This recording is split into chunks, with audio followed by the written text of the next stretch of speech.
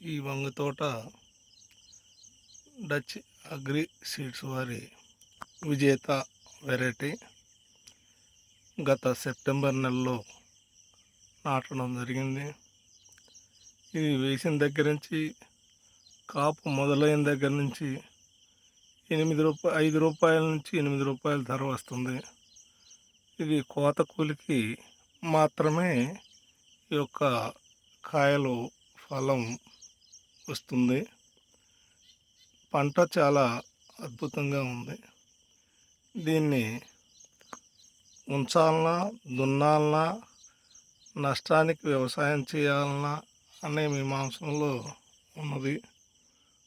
మరి ఇలాంటి పరిస్థితుల్లో సరళీకృత అంటే ప్రభుత్వం ఈ యొక్క పంటలను సరళతరం చేయకపోతే కూరగాయల రైతులు తీవ్రంగా నష్టపోయే ప్రమాదం ఉన్నదని అనుభవపూర్వకంగా తెలియచేయటం జరుగుతుంది. ధన్యవాదములు.